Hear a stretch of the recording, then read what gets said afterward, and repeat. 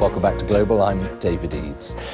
Would you be willing to be a social media ambassador for your own employer? Well, a new platform called Smart Share wants you to be precisely that. It rewards employees who post positive messages on social media about the companies they work for.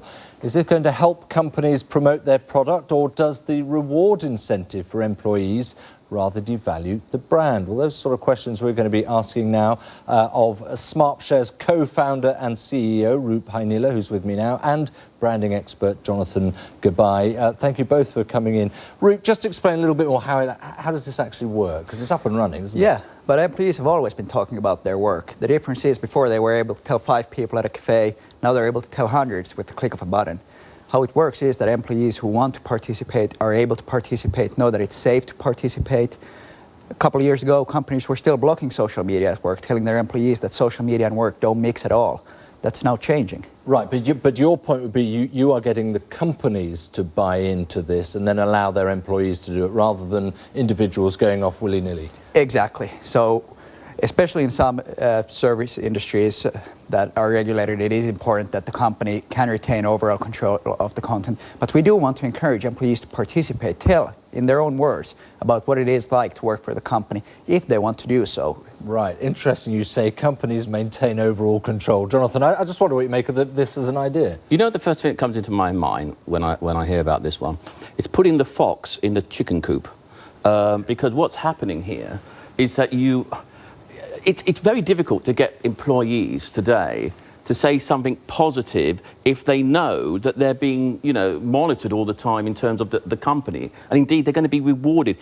I don't like it. It leaves a very bad taste in my mouth. But is that coming from a slightly cynical perspective? It's coming from There are loads of people who really do love what their company does. I'm not saying that they should. No, I'm not saying that they should. They don't love their companies and all the rest of it. Good luck to them. I mean, hey, we've got some great companies out there. But it's not about that. It's from a brand psychology point of view. It's just saying, look, if you're going to say something nice about me, I'm going to reward you. Now, if I said that, forget about... You're sticking with the rewards. Actually, half of our client companies don't use rewards at all. Most of their employees want to participate. And the reward can be, for example, donating money to charity, that you get to choose which charity your company supports. It does not have to be, and we found that it actually does not make a big difference in the amount of participation, the rewards, because people aren't willing to sacrifice their networks for small rewards. They're interested in the quality of the content. Is this something that they actually want to share or not? Isn't there a danger, Roop, though, of a sort of social pressure that comes with this? If the company likes the idea and some employees are going for it, everyone else thinks, hey, if I don't do it, I may be losing out in my career prospects even. Well, of course, being an ambassador for your company is of business benefit to the company, but it is of benefit to you also individually. For example, if we think about LinkedIn, you're not going to LinkedIn to post your skiing photos. You're going there to post professional content. Same with Twitter, that's kind of a mix of personal and professional. Facebook, then again, is more personal. But in this case, for example, posting on LinkedIn about your work, you're actually increasing your own professional brand. You're increasing the value of you as a professional. Yeah, but you mentioned LinkedIn there, okay? But LinkedIn, you just said your own professional brand. Let's take the actual employee, him or herself, okay? And that's what LinkedIn is about. It's about promoting their own personal professional brand. I think that in some countries around the world, I know we spoke very briefly before, and I think in Asia, places like that, I'm sure this is fantastic. But you've got to get into the mindset of different countries around the world will have a different kind of attitude towards it from a brand psychology point of view. But there's something smart, isn't there, about a company saying, we know that some nice things are said about us, but we actually want to pull that and make something of it.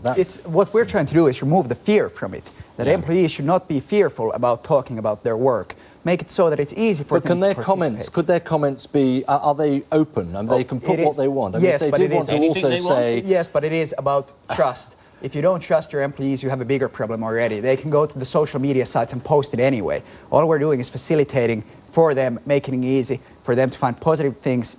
Could they say on the site, I like my company, but I tell you what, today I've had a pig of a day. I'm not happy with this. I'm not happy with that. They would not be using our service for that. They'd just be going to social media to do that. I suspect that, Jonathan, is the problem you have, because if it's not, I suppose we would say authentic. Isn't that the word today in social media? It is. It's got to feel authentic. It is, and we do encourage all employees to add their own comments. For example, if there is a product promotion to add, how were they involved with the creation of this product? If they were on the product development team, tell their friends that, hey, I took part in this doing this. Okay, so from the point of view of an e-newsletter, if you wish, yeah, and also case studies, yeah, it's fantastic. And a lot of my clients in PR, I will actually recommend them that they use it. However, if it's going to be as a social networking sort of thing, you said it yourself, you know, they would go to another place because they wouldn't use your particular facility because I just don't think that people would honestly say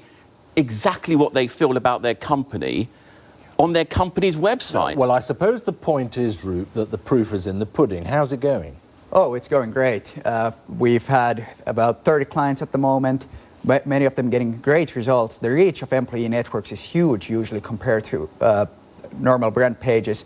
And also, of course, in this case, messages are coming from a trusted source, somebody you know, and you know that they work there, which is fine. It does have a lot to do with employee engagement. Given what you've just heard from Jonathan, would you agree it's a work in progress, that there is finessing to be done here, perhaps? There is, but it's a big cultural shift. Having trust in your employees to allow them to be on social media, working on employee engagement to make sure that your employees actually want to be working for you. These all go hand in hand with employee advocacy. Employee advocacy is not something that you just say that we're going to be doing now, but you really have to invest in it. It's interesting stuff. Yeah. Roop Pernilla and Jonathan Gabay, thank you both very much indeed. Thanks for that. Thank you. And coming up here on Global, we're going to be talking about how another type of incentive